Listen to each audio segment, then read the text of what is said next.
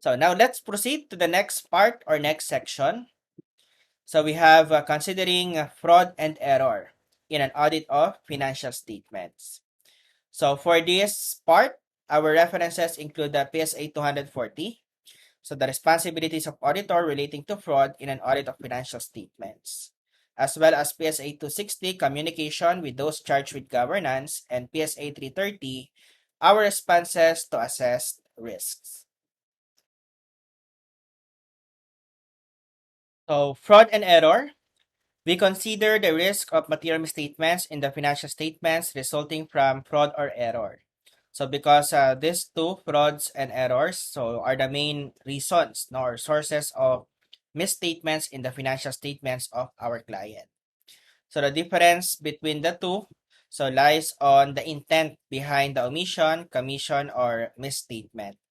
So intentional misstatements are considered fraud, like for example, fraudulent financial reporting or theft of assets, no, such as embezzlement, so theft of cash or theft of inventory. So those are considered intentional in nature and are considered fraud. So omission or misstatement that are unintentional in nature, like for example, mathematical inaccuracies. Okay, so those are considered errors. So on the part of our client. And what are the responsibilities of the management when it comes to fraud and error?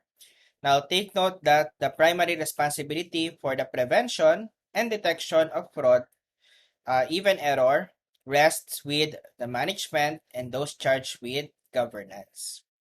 So, as far as the auditor is concerned, an audit that is conducted in accordance with the Philippine Standards on Auditing or PSAs is designed to provide reasonable assurance that the financial statements taken as a whole are free from material misstatements, whether caused by fraud or error.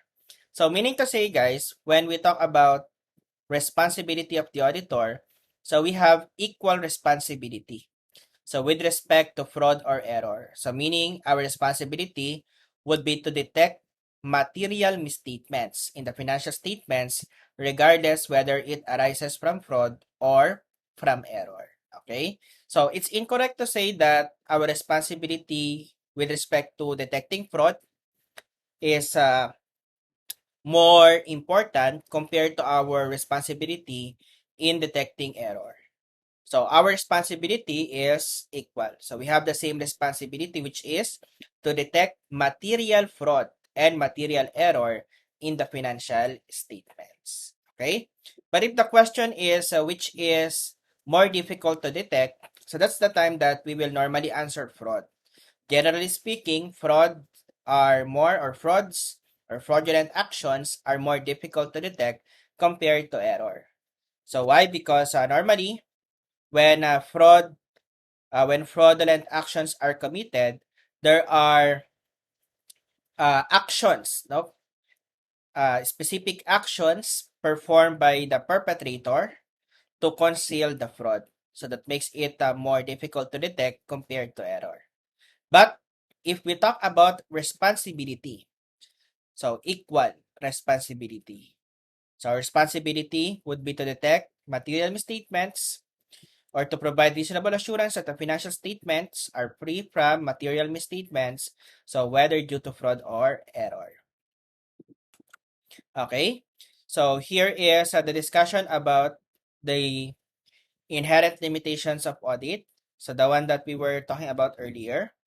Now take note that the risk of not detecting a material statement due to fraud would be higher compared to the risk of not detecting a material misstatement arising from error. So because as mentioned earlier, fraud involves a specific steps, no? So sophisticated and carefully organized steps or schemes by the perpetrator to hide it or to conceal it. So we have two types of fraud. We have management fraud and employee fraud. So management fraud is when the fraudulent actions are committed by the management of the entity, the client, while employee fraud are those uh, committed by personnel of the client who do not have management responsibility. Okay? So errors are unintentional or inadvertent misstatements, commissions, or omission on the part of our client. And as mentioned earlier, this is easier to detect compared to fraud, generally speaking. So management fraud, so normally it leads to fraudulent financial reporting, like misrepresentation of amounts or disclosures presented in the financial statements. However, management fraud can also result to theft of assets. So meaning the management are also capable of stealing asset, investing asset, so from the entity. Okay? So employee fraud normally involves misappropriation of assets. So when we say misappropriation of assets, so theft of assets, embezzlement of asset. So usually employee frauds are or employees are not capable of fraudulent financial reporting because they are not responsible for preparing the financial statements of our client. Okay? So another important issue with respect to fraud would be the collusion. So collusion is when two or more personnel or people so responsible for duties that are incompatible with each other. So that is why they were segregated, but they decided to work together to override the control that is provided to somehow prevent, okay, so one person to commit fraudulent transaction or fraudulent activity, so because of having incompatible duties. So like for example, one personnel is assigned with custody of asset, the other is assigned with recording.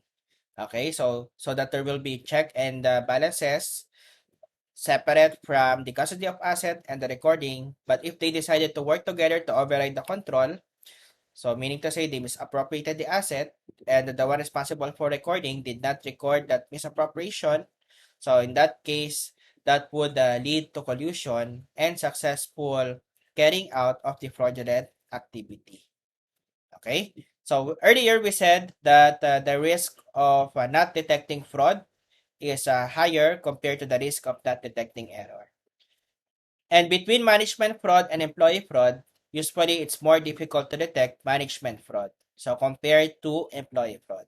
So because management is in a special position to override the control or establish controls. So that is why it would be easier for them to conceal or to hide the fraudulent activity compared to employees. Okay?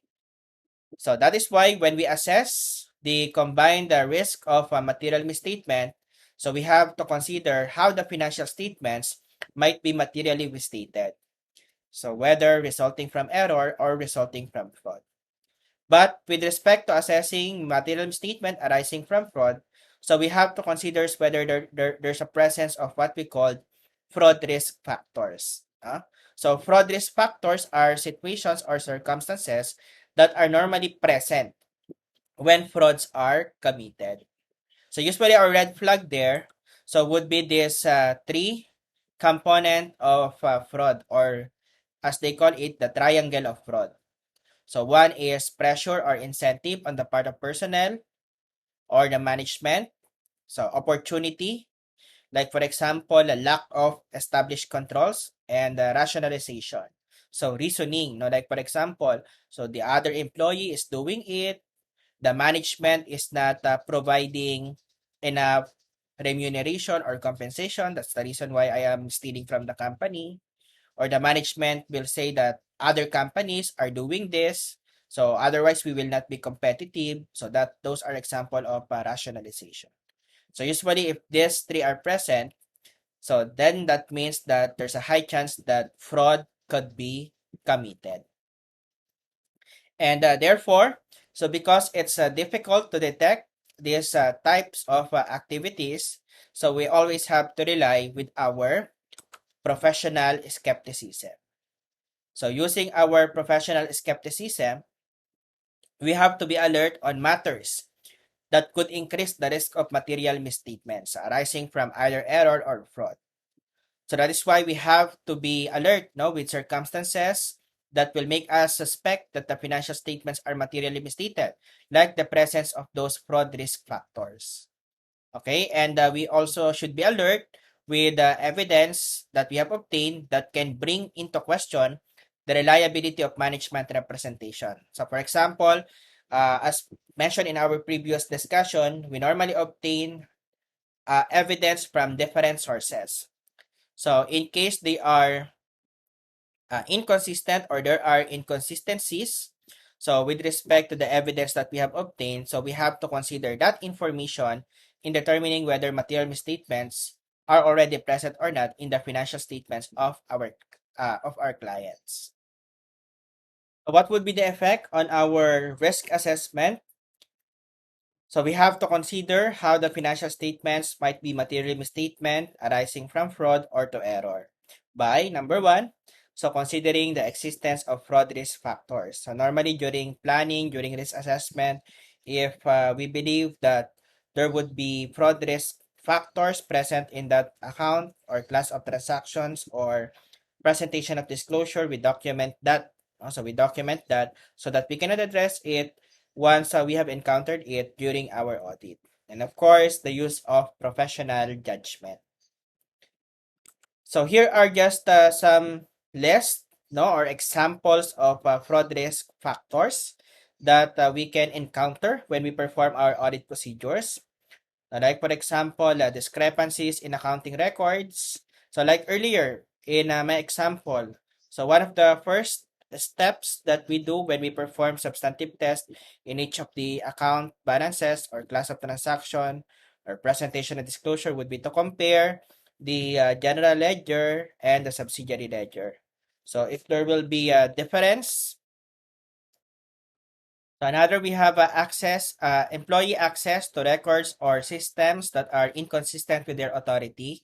So we will be able to observe this one when we perform our study and evaluation of their processes. Now, like for example, during our walkthrough procedures. So if we have observed something different in the way that they do their process, then we have to document that so that we can address it when we perform procedure on that account or transactions covered by that employee. So inconsistent evidence, missing records or source documents. So like for example, voided or returned checks, altered documents, there are erasures or unavailability of original records. So there are unexplained large reconciling items, like for example, in the bank reconciliation of the client, inconsistent relationship among balances and transactions. Okay, like for example, the market suffering a downturn, like right now, we are in the pandemic, all businesses are failing. However, the client reports rapid increases in their sales or in their profitability. Okay, so usually we get this observation when we perform our analytical procedures. So then we have to highlight the affected accounts or transactions so that we can address it later on when we perform our audit procedures. So another unusual discrepancies found in confirmation procedures. So when we confirm the amount from third parties, the amounts are different from what the client has recorded. So another example of fraud risk factor. So large number of credit entries and other adjustment to receivables. So it's possible that the cash collections are being embezzled by the personnel and masking it or concealing it through credit adjustment in the AR. So this one, the one that I mentioned earlier, unreconciled general ledger with subsidiary ledgers. So that means there were a lot of manual adjustments that were made to general ledger. That's the reason why it did not tie up with the subsidiary ledger. So large missing inventories or physical assets, like for example, you check the physical asset register of the client, but when you are vouching it in the plant or facilities, so you cannot locate the related asset. So problematic or unusual relationship between the internal auditor and the management, and the unwillingness of the management for us auditor not to meet with their senior officers or those charged with governance. So if these are present, then we have to be very much alert, no, of possible misstatements arising from fraud. So what are the responses of the auditor? So our response would be to identify circumstances that indicate possible misstatement in the financial statements, like the list that we have in the previous slides. And then we determine the materiality of the potential misstatement. So what are the accounts involved? Like for example, there are fraud risk factors present in the sales account of the client. So we have to determine, is that account material? So if that account is material, then that would warrant our attention. Okay? So if we have identified the misstatements in performing our procedures, so we consider whether the misstatements indicate the presence of fraud and consider the implication on our audit. So because even let's say even if the misstatements are corrected by the client, however, it will say something about the integrity of the management. Okay, so in extreme circumstance, so we might need, no, for example, to withdraw or to resign from the engagement if ever there is a big question about the integrity of the client arising from the fraudulent transactions that we have uncovered. So in evaluating and disposing misstatements, so consider the materiality as mentioned. So the effect on the audit report will depend on whether the client addressed or not the misstatements. So if, for example, the client corrected the misstatements, so then it can result to still unmodified opinion. But if the client did not dispose the material misstatements, then it could result to modified opinion. And finally, we document. So as mentioned earlier, na-introduce ko na. So we have to document those fraud risk factors that we have identified and what were the auditor's responses, now to fraud risk factors. So this is an example of documentation. So example of a fraud risk factor and the auditor's response. So for example, in this audit, so the auditor identified the possible misstatements in the recognition of revenue of the client. So in this case, this is audit of school or university. Okay, so the revenue of the school or university is the tuition and other school fees. So in this case, the auditor said that because of the materiality of the transaction, okay, significant volume of transactions, and the dependence of the client and information technology and processing the transaction. So any potential misstatements on this account or on this transaction would be material to the financial statements. So in this case, this was considered a significant risk, no, in the audit of this entity. And in this case, here are the responses of the auditor. So the responses basically of the auditor would be the performance of the different audit procedures, now testing the controls related to the information technology and performing substantive test procedures related to the revenue account. And finally, the communication.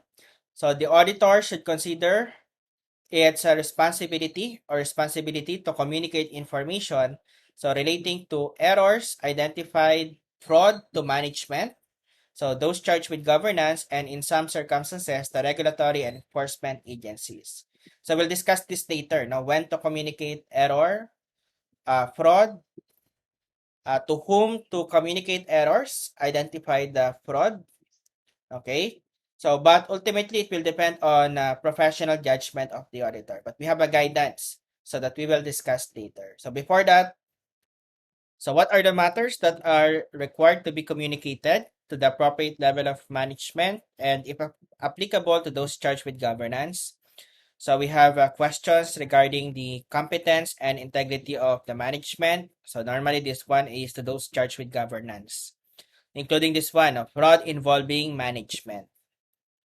So the next two, normally we communicate this to the management. So fraud that results to material misstatements in the financial statements and errors that result to material misstatements in the financial statements.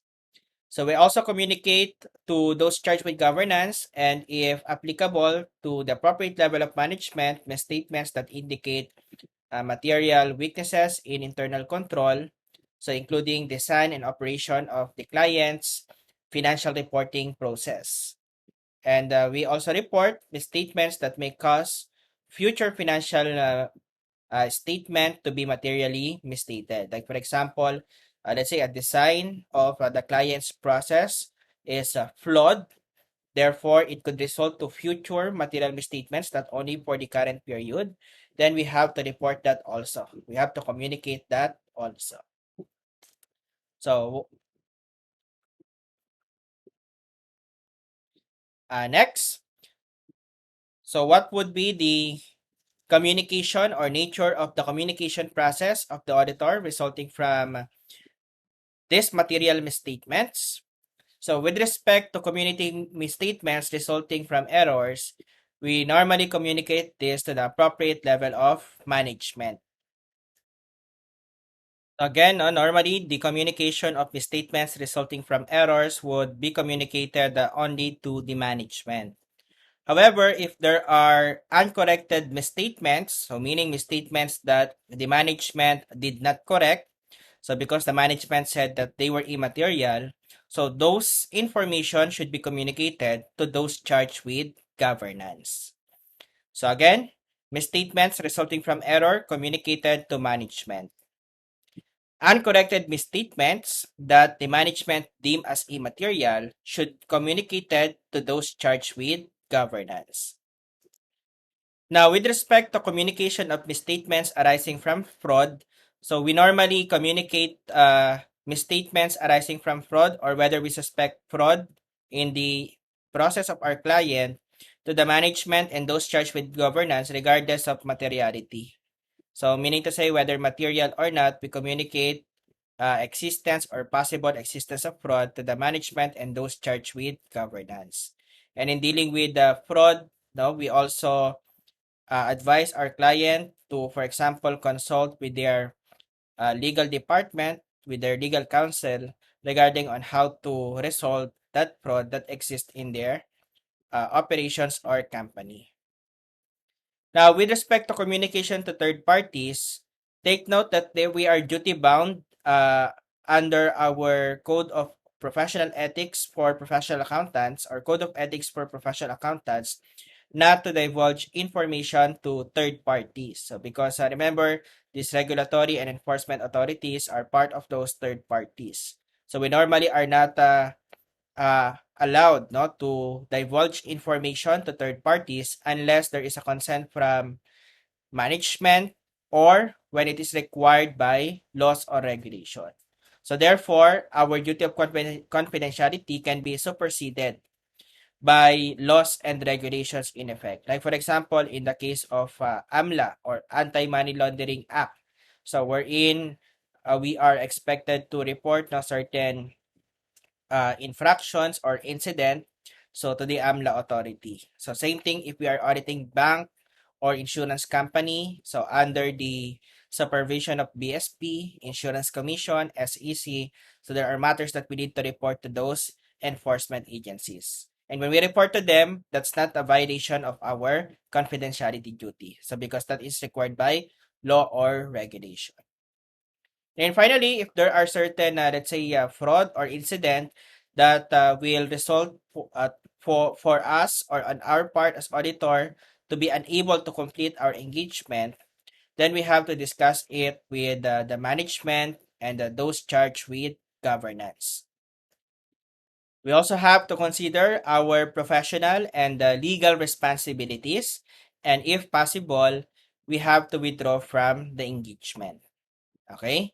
So we have to discuss the reason of our withdrawal to the appropriate level of management and to those charged with governance. And we also have to consult our own legal counsel. So with respect to the appropriate courses of action that we have to take as auditor.